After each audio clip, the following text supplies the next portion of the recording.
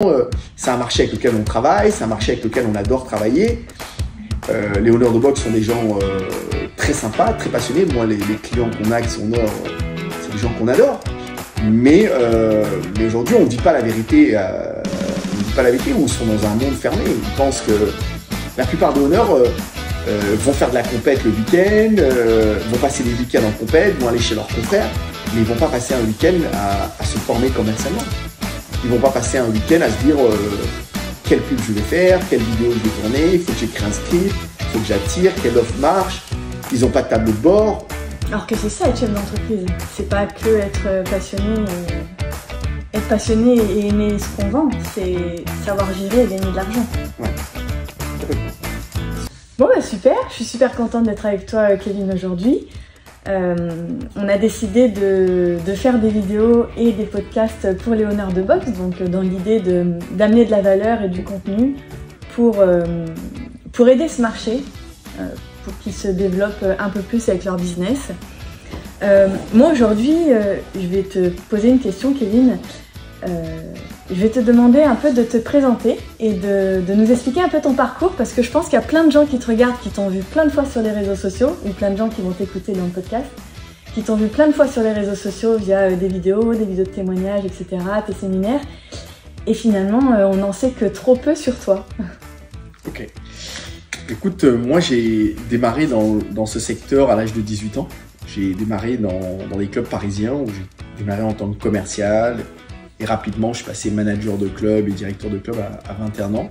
Donc j'ai dirigé des clubs de remise en forme, des gros clubs de 2000 m² avec 17 salariés. On avait différents espaces, du fitness, de la piscine, de la muscu. Et puis à l'âge de 26 ans, j'ai racheté mon premier club. Et comme j'étais un Parisien, j'ai déménagé à Dijon pour pouvoir investir, parce qu'à Paris, c'était pas possible d'investir dans un club, ça coûtait trop cher. Et là, j'ai vécu ma première expérience de club, parce qu'à Paris, pour moi, il y a vraiment Paris et il y a la France. À Paris, tu n'as pas de problème de trafic. Tu as des problèmes de loyer, tu as des problèmes de surface, tu as des problèmes de place. Mais quasiment dans tout Paris, tu as quand même une densité de population qui reste hors norme. Donc, je n'ai jamais connu de problème de prospection ou de nombre de prospects. Même si malgré ça, dans l'entreprise dans laquelle je travaillais à l'époque, on avait une vraie stratégie de pub, puisqu'on faisait de la pub dans les métros, on faisait du 4x3, on faisait des abribus. Sauf quand je suis arrivé à Dijon et que j'ai géré mon premier club, ben là, très rapidement, je suis dans une ville de 17-18 000 habitants en potentiel. Donc très rapidement, j'étais confronté à plein de problèmes que je ne pensais pas qu'ils existaient.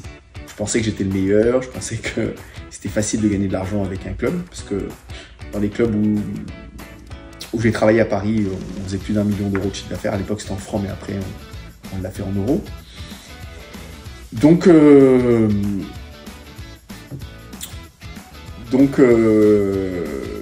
effectivement, j'ai appris le métier à partir de 26 ans en province, parce que c'était pour moi un nouveau métier, parce qu'il y a les clubs parisiens et les clubs de province. Donc là, j'ai pu faire ma première expérience vraiment en tant que patron, parce que là, pour le coup, j'étais plus salarié gérant, mais j'étais vraiment patron de ma propre entreprise, où j'ai pu être confronté à plein de problèmes de prospection, de vente, de rentabilité, de salariés, de recrutement. Et ça a duré 5 ans. Ça a duré 5 ans cette histoire. Et au bout de 5 ans... C'était quoi ton quotidien alors pendant 5 ans ? Mon quotidien, c'était... la première question, c'est comment je vais faire pour avoir des prospects chaque semaine. C'était de faire en sorte d'avoir un club qui soit propre, d'avoir des clients qui soient contents, d'avoir un planning de cours aux bonnes horaires pour que les gens fréquentent, pour que les gens viennent, de trouver des bons profs qui puissent fidéliser les clients, et puis de trouver en publicité des choses qui vont attirer. Donc on a fait des partenariats avec des commerçants, des partenariats avec... on a fait de la pub locale, on a fait des radios, on a fait... Enfin, à l'époque, c'était il y a presque 20 ans, donc on a fait plein de choses à l'époque qui ont eu fonctionné à un moment donné, les prospectus, les 4x3 qui étaient un budget plus important. On a fait pas mal de choses. J'imagine que toi aussi, à l'époque, tu avais des grosses journées. Tu devais faire du... Je me souviens, un jour, on échangeait tous les deux, tu me disais, mais pendant des années, moi, je suis rentrée chez moi et j'ai mangé, il était 21h. Et ça m'a toujours marqué parce que je me dis, purée, mais on se rend pas compte, en fait, à quel point ces gérants de salles ont des quotidiens qui est épuisant. Ouais, effectivement, j'arrivais au club, il était 8h, je faisais le tour avec la femme de ménage, on ouvrait le club à 9h. Après, c'était toute la journée, je faisais une pause à 13h30, 14h, à la fin des cours. Et je reprenais à 15h ou à 16h, et puis jusqu'à 21h, on fermait le club à 21h. Donc on rentrait dès 21h30, 22h. Non, c'est pas si simple que ça, finalement. Non, c'est pas si simple que ça. Bien sûr, les premières années, je me payais pas pendant presque 1 an et demi, 2 ans. Ouais, c'est un métier qui est difficile. Ouais. Et comment tu t'es retrouvé alors à aider, à coacher, à former dans ce secteur de la remise en forme, au démarrage, je sais, pour les salles de fitness, et ensuite, petit à petit, avec les box de CrossFit? Il s'est passé 2 choses. C'est-à-dire que quand j'ai racheté le club, je suis arrivé en tant que Parisien à Dijon, ancien Parisien, parce que pour moi maintenant je suis Dijonnais. Je suis arrivé avec plein d'enthousiasme, une euphorie débordante en me disant je vais racheter ce club et je vais doubler, je vais gagner beaucoup d'argent. C'est un peu ce qui s'est passé quand même, parce que j'ai racheté un club qui faisait 300 000, au bout de 2 ans on l'a amené à 700 000 €, donc j'ai bien gagné ma vie pendant 4 ans, sauf que j'avais 27-28 ans, et pour moi j'avais pas la notion de la rentabilité. C'est-à-dire que comme je faisais beaucoup de chiffres, mais j'investissais aussi beaucoup, j'avais plus de salariés, plus de pubs, plus de cours, j'avais une piscine, on a fait des travaux, on a acheté du matériel, j'ai investi beaucoup, sauf qu'à un moment donné je n'étais plus rentable. Et je me suis retrouvé avec 1 concurrent, 2 concurrents, 3 concurrents, 4 concurrents, et j'ai pas pu faire face aux charges, et là j'ai déposé le bilan. Donc j'ai déposé mon bilan et j'ai dû trouver un acheteur pour reprendre mon club. Voilà. Et là, je me suis dit, mais comment quelqu'un comme moi qui avait toujours réussi dans les clubs parisiens, qui a réussi les deux premières années, qui se retrouve aujourd'hui à plus pouvoir faire vivre son club, et je n'avais pas les ressources. Je n'ai pas su, peut-être aussi moralement et en termes de compétences, faire face à ça. Donc, et puis épuisé. C'est-à-dire que même si j'aurais pu trouver les compétences, je n'avais plus la force physique et morale, donc j'étais épuisé. Épuisé parce que quand tu as un concurrent, le concurrent ne s'en va pas dans 2 mois. Donc tu te retrouves avec un concurrent pendant 1 an et demi, 2 ans. Sauf que au bout de la 3e année, c'est dur, la 4e, c'est dur, la 5e, à un moment donné, tu te retrouves à déposer le bilan, et j'ai trouvé quelqu'un pour reprendre mon club. Et donc là, j'ai dû recommencer à zéro, et à l'époque, j'avais les cours Les Mills dans mon club, et puis Sarah, une ancienne collègue, qui m'a proposé de rencontrer le patron de Les Mills pour travailler chez eux. Donc j'ai redémarré chez eux en tant que commercial, qui a été une expérience exceptionnelle, d'ailleurs je les remercie. Et voilà, donc je me suis mis à vendre des cours Les Mills et du matériel pendant 4 ans. Et sauf que pendant ces 4 ans, il s'est passé une chose intéressante, c'est qu'à chaque fois que j'allais visiter un club, et là j'ai visité peut-être 400-500 clubs en France, je me suis rendu compte que mon histoire n'était pas mon histoire, mais c'était l'histoire de 80% des clubs de fitness, des studios, et par la suite j'ai su même des box. Parce qu'au début, je côtoyais que le marché du fitness. Oh, il n'y avait que très peu de box à l'époque. À l'époque, il n'y avait pas beaucoup de box. Donc c'était en 2000, j'intègre Les Mills en fin 2010, en 2011. Et là, je me rends compte que tous les patrons de club sont dans leur club de 9h à 21h30, gagnent pas d'argent, se payent moins de 1 500 € par mois, sont persuadés que s'ils ont des belles machines, un beau club et qu'ils font des travaux et qu'ils ont plein de cours, ils vont gagner de l'argent, mais c'est faux. Et là, j'ai pu échanger, donner quelques conseils, et puis rapidement, je me suis rendu compte qu'avec les conseils que je donnais à ces clients, ils faisaient plus d'abonnements. Une fois, je me rappelle, j'étais en Alsace, j'avais donné des conseils à une patronne de club, et le mois d'après, quand je suis repassé la voir, elle m'a dit, écoute, j'ai fait mon meilleur mois avec les conseils. Et c'est là, et après, à cette époque-là, avec Les Mills, on a développé Les Mills Business. C'était des modules de formation pour aider les clubs dans lesquels j'ai coécrit des programmes de formation commerciale avec à l'époque Karine. Et on a commencé à faire de la formation et du consulting dans les clubs. Et c'est là où j'ai pris un réel plaisir à apporter mon savoir, mon expérience, qui a été par moments bonne, et puis par moments j'ai pas eu les ressources. Mais je me suis rendu compte que ce que j'avais appris pendant ces 15 ans pouvait aider beaucoup de gérants. D'ailleurs, j'ai commencé à aider beaucoup de gérants.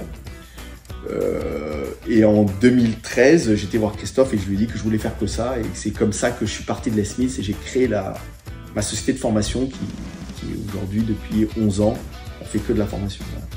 Oui, d'ailleurs, je crois que tu es un des pionniers dans ce secteur-là, un des premiers à avoir fait ça. Tu es celui qui a aidé quand même le plus de clubs et le plus de box, il faut le dire, bravo. Je me dis aussi bravo parce que je suis arrivée en 2015 avec toi pour t'aider à développer ça, donc je trouve vraiment que c'est chouette. Aujourd'hui, je pense que tu es très au courant des défis que rencontrent les propriétaires de box et salles de fitness. Et tu as vu le marché évoluer. Et moi, j'aimerais vraiment savoir ce que tu penses par rapport à l'évolution de ce marché. Aujourd'hui, quels sont les défis auxquels sont confrontés les propriétaires de box et la manière dont a évolué les besoins et les attentes des clients aussi. Parce que finalement, c'est un ensemble et je pense que les défis vont avec les demandes. Pour moi, le plus grand défi, c'est l'arrivée de Facebook et quelques temps après Instagram. C'est-à-dire que ce que je me suis rendu compte, c'est qu'avant, quand tu avais un club dans les années 98, 2000, 2002, 2003, 2004, 2005, 2006 jusqu'à 2010, on faisait des prospectus, on faisait du 4x3, on faisait de la radio, on générait des prospects, si on était un peu bien placé, on arrivait à s'en sortir et on vendait des abonnements. Et à l'époque, on vendait aussi des abonnements cash, les gens ne payaient pas tous en prélèvement. Voilà, l'arrivée des réseaux sociaux a changé complètement la donne et aujourd'hui, le grand défi, c'est que 95% des owners, des patrons de club n'ont pas été formés à communiquer sur les réseaux sociaux. C'est-à-dire qu'aujourd'hui, on se rend compte, et ce que je me rends compte avec mes clients, les gens décrochent de moins en moins leur téléphone. C'est-à-dire que quand tu appelles un prospect qui a dit « je veux avoir des renseignements », tu l'appelles, il ne décroche pas, tu lui envoies un SMS, il ne te répond pas, tu lui envoies un email, tu tombes dans les spams où il ne te répond pas, les prospectus, tu n'as plus le droit d'en faire, les 4x3, c'est hors de prix, la radio marche de moins en moins. Aujourd'hui, un commerce, c'est quand même communiquer. Et aujourd'hui, 90% de la communication traditionnelle ne fonctionne plus. Aujourd'hui, on regarde des marques comme Dior, comme Chanel, des marques de luxe font appel à des influenceurs. Ça veut dire qu'aujourd'hui, 90% des prospects et des clients sont sur les réseaux sociaux. Et aujourd'hui, quand tu regardes 90% du marché, ils ne savent pas utiliser les réseaux sociaux. Donc c'est un défi. Ne serait-ce que mon propre business à moi, on a pu se rendre compte que ce qu'on a fait en 2018 sur les réseaux sociaux et en 2022 n'a plus fonctionné. Les réseaux sociaux évoluent à une vitesse incroyable, les algorithmes changent tout le temps, c'est extrêmement dur. Et aujourd'hui, moi qui ai 46 ans, c'est encore plus dur. C'est-à-dire que la nouvelle génération sont la génération TikTok, Instagram, mais pour ceux qui ont plus de 35 ans, ça devient extrêmement compliqué. Donc c'est un défi, c'est-à-dire qu'aujourd'hui je vois plein d'honneurs qui sont des gens gentils, motivés, passionnés, qui aiment leurs clients, qui veulent créer une communauté, qui ont le souci de faire des cours toujours de plus de qualité, se forment pour être toujours meilleurs en tant que sportifs, pour accompagner leurs clients. Mais c'est des gens aujourd'hui qui ne savent pas utiliser les réseaux sociaux, mais qui n'en est même pas conscients. Alors certes, ceux qui sont conscients, c'est les gens qu'on retrouve après dans nos programmes d'accompagnement, mais la plupart, ils passent leur vie, leur temps à montrer des gens sur du rameur ou à sauter sur les box. Mais quand tu vois des gens sauter, des gens transpirer ou des gens se taper dans la main, tous les jours, ils filment la même chose. Et tous les jours, ils espèrent avoir des résultats différents. Et quand tu regardes 80-85% du marché, ils n'ont pas de prospects. Ils n'ont pas de prospects. Ils font 80-90 000 euros, 100 000 euros de chiffre d'affaires à l'année. Ce qui veut dire que ça fait moins de 10 000 euros par mois, en sachant qu'ils sont tous dans des hangars mal placés. Et s'ils essayent d'être bien placés, on passe à des loyers de 4-5 000 euros. Donc ça veut dire que tous les owners de box sont condamnés pour 90% du marché à être dans des zones industrielles, mal placées, dans des hangars. Alors bien sûr, et ceux qui essaient d'être bien placés, bah, s'ils ne se professionnalisent pas commercialement, bah, très rapidement ils ferment. On a pu le voir après le Covid, il y a eu du remue-ménage parce que 30% des clubs de fitness et 30% des box ont dû changer de patron, changer d'enseigne, ont fermé parce qu'ils n'avaient pas de trésorerie. Donc le défi aujourd'hui, la trésorerie, elle vient de la prospection parce que si tu n'as pas de trésorerie, ça veut dire que tu n'as pas de prospect. Si tu n'as pas de prospect, tu n'as pas de vente. Si tu n'as pas de vente, tu n'as pas de rentabilité. Donc voilà. Donc pour moi, c'est un vrai défi aujourd'hui de réapprendre leur métier commercialement. Mais je pense qu'ils ne sont même pas conscients de ça. Ils se disent, si je fais des bons cours et que j'explique mes cours, et je vois même l'aberration parce que, c'est-à-dire qu'aujourd'hui, moi, ça fait 26 ans que je suis dans ce secteur d'activité. J'étais gérant pendant 15 ans dans des clubs. Mais aujourd'hui, même en tant que professionnel, parce que j'ai accompagné plus de 150 box, qui ont des résultats, j'ai des copains qui sont honneurs de boxe. Mais aujourd'hui, même moi, ça me fait peur. Quand je vois dans les vidéos, je me dis, j'arriverai pas à faire ça. Et d'ailleurs, je ne suis pas inscrit dans une box. Et je me dis, quand je vois certains copains montrer, même faire des tractions, ben, je me dis, si j'y vais, je vais être ridicule. Alors, je sais très bien que dans vos clubs, vos clients ne sont pas ridicules et que vous les rassurez. Mais quand tu vois ça dans une vidéo, tu n'as pas envie d'y aller. Tout à fait. Moi, j'ai pas envie d'y aller.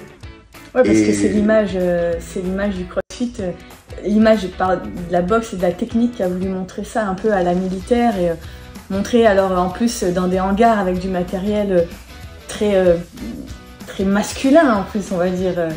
Et qui montrent des mouvements qui sont atteignables pour peut-être 10% des gens qui fréquentent les box.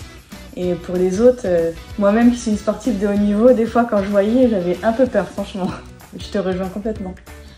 Et puis effectivement, alors bien sûr, il y a des options, bien sûr, je sais que vous allez faire plein de choses. Mais quand on voit ça dans une vidéo, on ne se pose pas la question est-ce qu'il y a des options. Parce que vos futurs prospects, certains sont non sportifs, certains ont envie de se remettre en forme. Certains pensent qu'ils sont même pas capables de faire ça.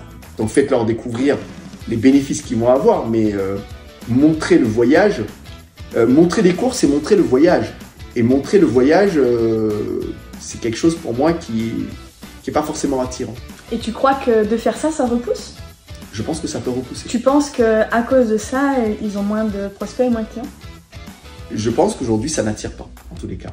Je pense que le CrossFit et les box aujourd'hui sont une activité de mode. On en parle beaucoup, il y a beaucoup de pubs autour, les gens ont envie de faire du cross-training ou ce genre d'activité.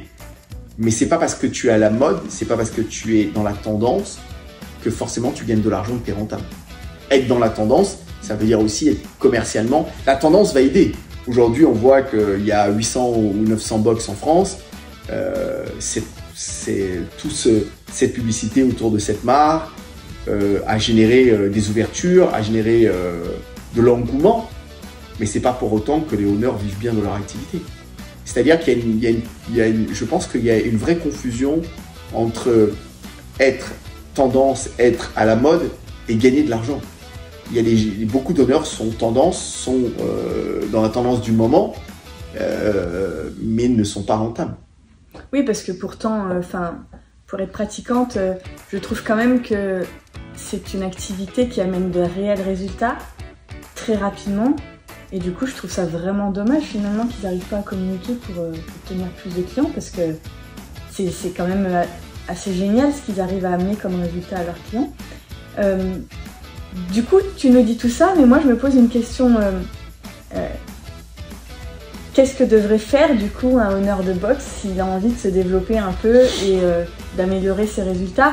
Comment un honneur de boxe peut se dire peut-être un honneur de boxe qui pense en plus que finalement dans ce métier-là ou dans ce milieu-là on ne peut pas gagner d'argent, parce que c'est, je pense, une croyance assez générale. Nous, on voit la différence parce qu'on voit très bien que tous nos clients ont des résultats spectaculaires. Mais comment un honneur peut se dire « Ah oui, ok, non, je ne suis pas comme les autres » ou c'est possible de gagner plus. Comment on arrive à juger en fait en mesurant, je sais pas Ben, déjà, c'est une bonne question. je pense que la plupart des owners ne mesurent pas leur activité commerciale. C'est-à-dire qu'ils ne vont pas mesurer le nombre de prospects qu'ils ont et qui viennent en rendez-vous chaque mois. Le fait de ne pas mesurer le nombre de prospects, ils n'améliorent pas ça. La plupart des owners n'ont pas de budget pub. Aujourd'hui, il faut savoir que si tu n'investis pas 20 € par jour, c'est-à-dire 600 € par mois, entre 600 et 1000 € par mois, tu ne génères pas de prospects. Bon, je dis souvent que la pub, c'est l'essence. C'est comme dans ta voiture. S'il n'y a pas d'essence, ta voiture, elle n'avance pas. Mais je pense qu'aujourd'hui, si tu n'as pas un budget pub, tu ne génères pas de trafic. Mais malheureusement, certains mettent de l'argent en pensant que parce qu'ils ont mis 600 ou 1000 €, ils vont générer du trafic. Mais tu ne génères pas de trafic si tu n'as pas une bonne offre. Est-ce que ton offre est attirante? Ensuite, c'est comment je leur parle. Est-ce que le texte que je vais écrire, si mon prospect lit ce texte-là, ça lui parle de ce qu'il vit ou ça lui parle de ce qu'il veut?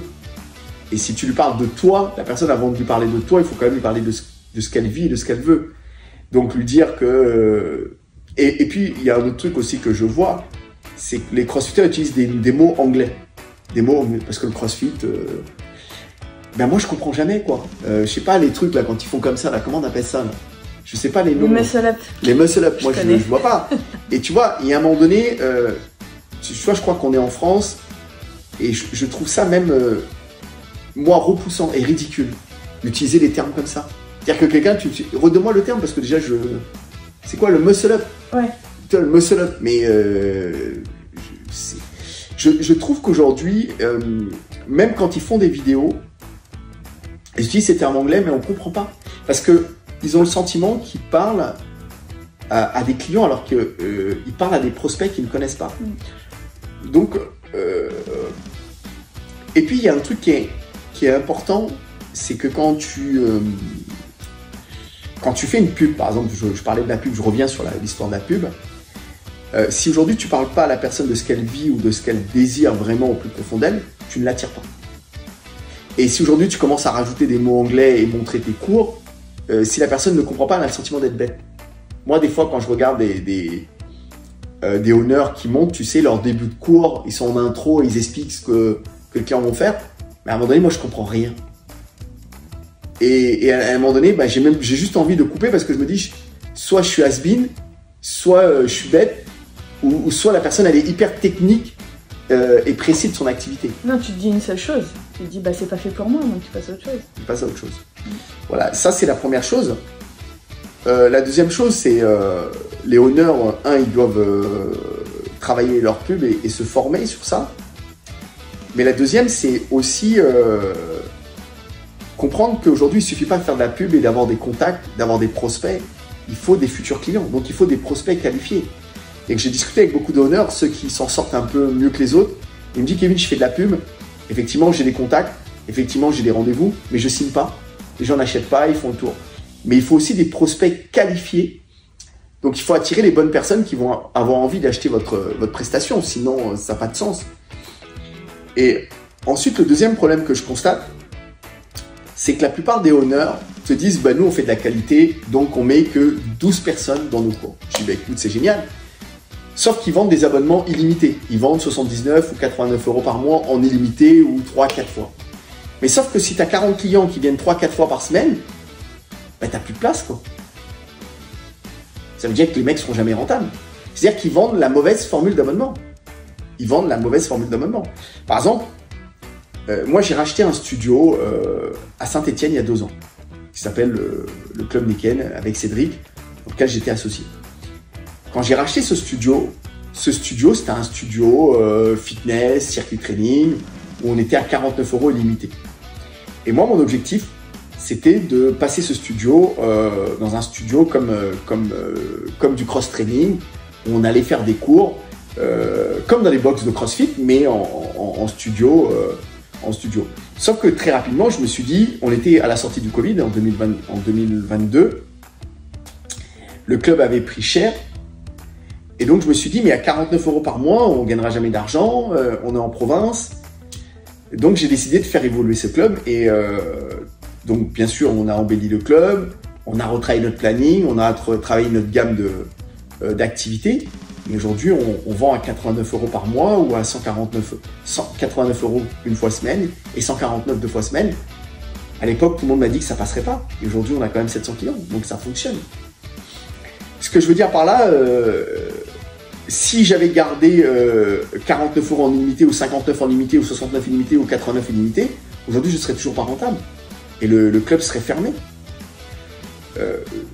Donc ça veut bien dire une chose, qu'aujourd'hui, la plupart des owners te disent... Moi, quand je discute avec des owners, ils me disent, écoute Kevin, nous, on est des super vendeurs. Nous, on sait vendre.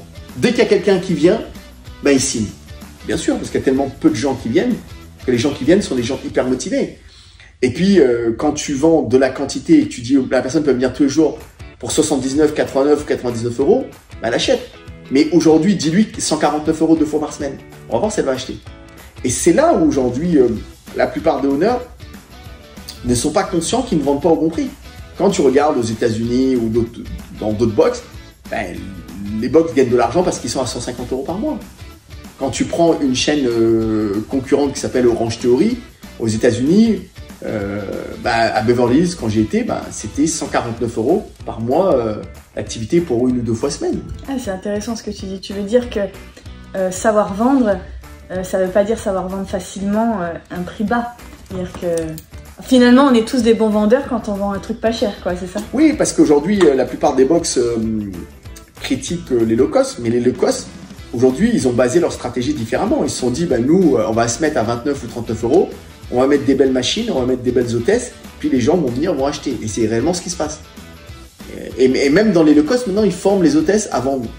Donc, quand tu vends à 29 € et que tu as besoin de former tes hôtesses, imagine-toi à 89 ou 100 €. C'est que 90% des box ne sont pas, aujourd'hui, n'ont pas les bonnes formules.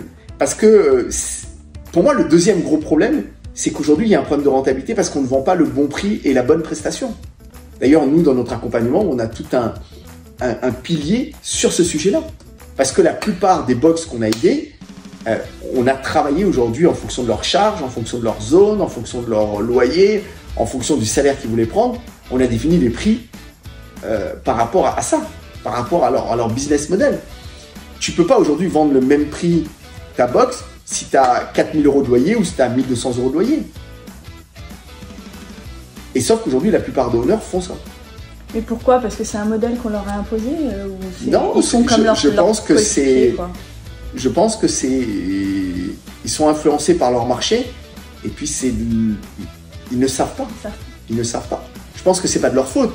Pas critiquer les owners, je pense qu'ils ne savent pas. Et quand on les forme à faire leur route ou au programme qu'ils vont enseigner, ils sont pas formés à ça.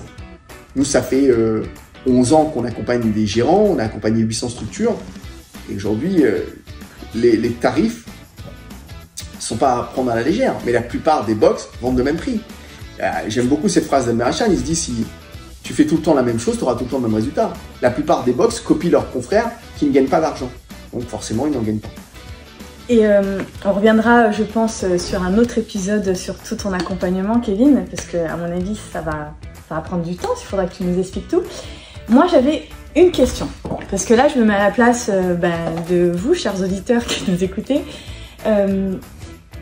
Comment on sait, Kevin, si on est rentable, pas rentable, au-delà de la mesure? D'après toi, qu'est-ce qu'il est possible de faire avec une box? Combien de prospects? Qu'est-ce qui est normal en termes de prospects pour une box? Qu'est-ce qui est normal en termes de ventes par mois pour une box? Qu'est-ce qui est normal en chiffre d'affaires? Parce que je me mets à leur place, ils sont des passionnés, donc ils sont la tête dans le guidon avec la gestion peut-être de leur coach, de leur cours, de leur box. Et ils savent pas les chiffres. À quel moment on doit se dire, ok, là mes chiffres ils sont pas bons, c'est pas normal. Alors pour te donner quelques chiffres, aujourd'hui, nous quand on accompagne des box, en général notre accompagnement est fait pour des box de plus de 100 000 €. On n'aime pas travailler avec des box qui font un peu moins de 100 000 € parce qu'ils sont très fragiles, ils sont souvent au bord du dépôt de bilan. Ils sont quasiment à la faillite. Mais ça, c'est quelque chose qu'on leur dit pas. C'est-à-dire qu'ils sont dans une illusion à moins de 100 000 € par mois dans une box par an. Comment tu peux vivre? Ça fait 8 000 € par mois. Donc la plupart de ces box-là, qui représentent une grosse partie du marché, sont quasiment à un mois de la faillite ou quasiment à la faillite. D'accord? Donc nous, quand on prend un club qui fait plus de 100 000 € de chiffre d'affaires, on va l'amener à 200 000. À 200 000, il va pouvoir se payer confortablement, avoir un prof qui va l'aider, avoir une femme de ménage, embellir un petit peu sa box, son studio. À moins de 200 000 €, une box est extrêmement fragile. Nous, la plupart des box avec notre accompagnement va passer de 100 000 à 300 000 € en l'espace d'1 an et demi. Voilà. C'est-à-dire que donc une box, plus de 100 000. Plus de 100 000 en 1 an et demi à 2 ans. En 12 mois, on va faire plus de 100 000 en général. Voilà. Et on a plein de confrères. Je pense à Gaëtan, qui est passé de 100 000 à 400 000. Je pense à Mathieu Or, qui est passé de 100 000 à 300 000. Je pense à Arnaud Maréchal, CrossFit Bone. Il y en a plein d'autres. À Timothée et Pierre. Mais voilà, ça veut dire qu'aujourd'hui, il faut vraiment se professionnaliser. Comment on sait qu'on est rentable? Déjà, si tu te payes pas, c'est problématique. La première chose, c'est est-ce que tu te payes? Si tu te payes pas, c'est très compliqué. Mais ne serait-ce de se payer 1 500 ou 2 000 €. Je pense que si tu n'es pas capable de payer 2 000 €, c'est très compliqué pour tenir. Ensuite, si aujourd'hui tu n'as pas de trésorerie, si tu n'as pas 3 ou 4 mois de trésorerie, comment tu tiens? Aujourd'hui, une box qui n'a pas 3 mois de trésorerie, c'est très compliqué.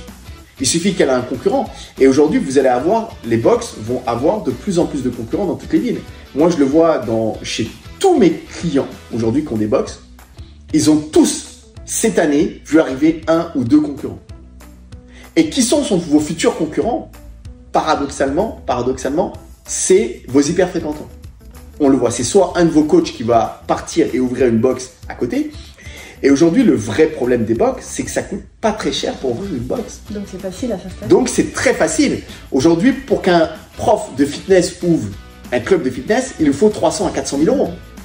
Donc il lui faut déjà 100 000 € de machine et il lui faut 100 000 € de travaux. Aujourd'hui, pour une box, pour 30 à 40 000 €, ils ont fait les travaux et pour 20 ou 30 000 €, ils ont le matériel. Donc ça va très très vite. Ça veut dire qu'aujourd'hui, j'ai envie de dire que 80% des box sont en danger. S'ils ne se professionnalisent pas, ils sont en danger.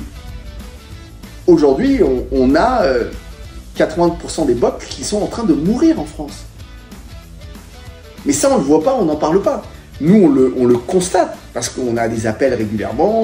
C'est un marché avec lequel on travaille, c'est un marché avec lequel on adore travailler. Les honneurs de boxe sont des gens très sympas, très passionnés. Moi, les clients qu'on a qui sont honneurs, c'est des gens qu'on adore. Mais aujourd'hui, on ne dit pas la vérité. Ou ils sont dans un monde fermé. Ils pensent que la plupart des honneurs vont faire de la compète le week-end, vont passer des week-ends en compète, vont aller chez leurs confrères, mais ils ne vont pas passer un week-end à se former commercialement. Ils ne vont pas passer un week-end à se dire quelle pub je vais faire, quelle vidéo je vais tourner, il faut que j'écris un script, il faut que j'attire, quelle offre marche. Ils n'ont pas de tableau de bord. Alors que c'est ça être chef d'entreprise. C'est pas que être passionné et aimer ce qu'on vend, c'est savoir gérer et gagner de l'argent. Ouais, complètement. Super. Merci beaucoup Kevin d'avoir répondu à toutes mes questions, pardon. La prochaine fois, j'aimerais bien qu'on parle un petit peu de ton accompagnement, ce que tu fais exactement, parce que je pense qu'il y a plein de gens qui ne savent pas exactement ce que tu fais, et peut-être aussi parler de quelques-uns de tes clients et de ce qu'il est possible de gagner dans ce milieu-là. Voilà. Ok. Merci à tous de nous avoir écoutés et à très bientôt. Ciao, ciao.